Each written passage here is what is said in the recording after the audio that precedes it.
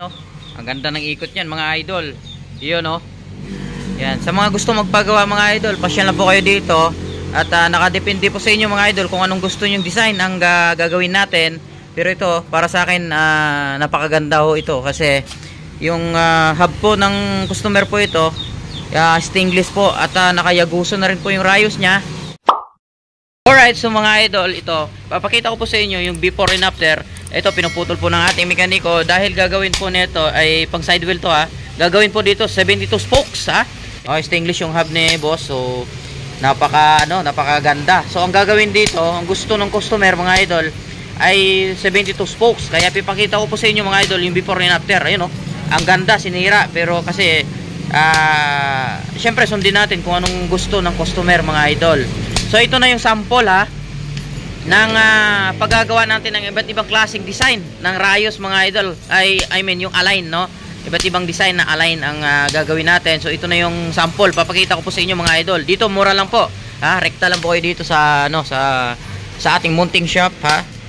Location po tayo dito sa Purok Paho, Barangay Kalulot mga idol. Ayun oh. Yan, ulit-ulit na lang tayo mga idol. Papunta pong Kalulot yan. Kung makikita niyo po itong harapan natin, yan oh. Bodega po ng mga tambakan ng LRT at ito naman papuntang pong Panipuan mga idol. Ayun oh, maulan oh. Shout out po kay manager. Ayan oh, siya po nagpagawa na ito. Gustong gusto niya dahil nakita niya yung gawa ng mga gawa ng mekaniko natin na yung pag-aalay ng 72 spokes. At so papakita na lang natin mamaya mga idol. Kaya before and after, ayun tinatanggal na. So abangan niyo na lang mga idol ha. Dahil ikakasana ng mekaniko natin yan. Ayan, minimikos-mikos na ng ating mekaniko mga idol. Ang kagandahan nito mga idol ha, bumili tayo. Ayan o. Para hindi mahirapan yung, alam nyo naman to kung anong klase yan no.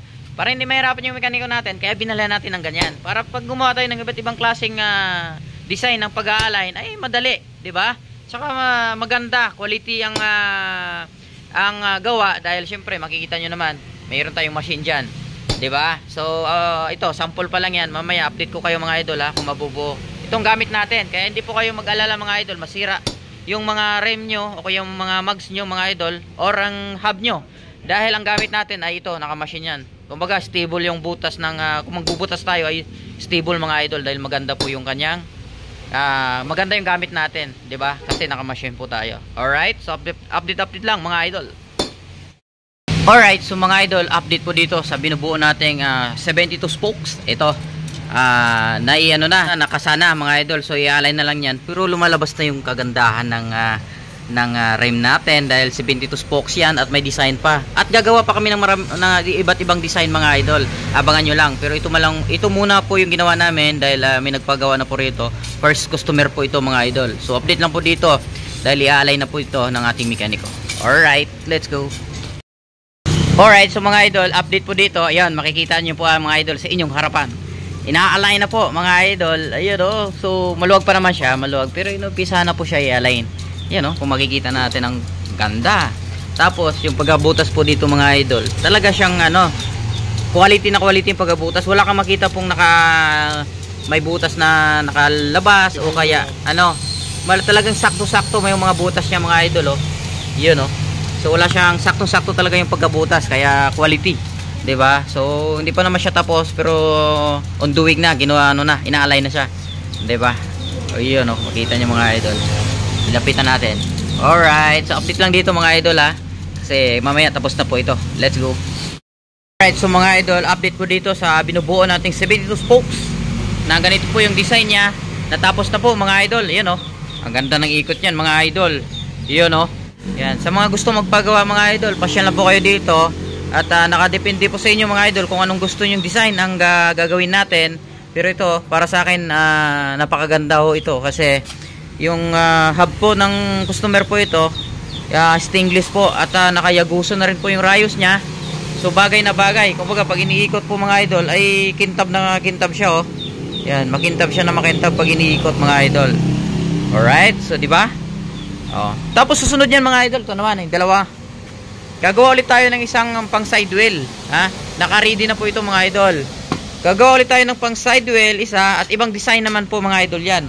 So ito tapos na po, ginawa ng ating mekaniko. Yan, siya po yung master dito sa pag-align pagdating dito mga idol, 'di ba? Yan oh. So papakita ko sa inyo.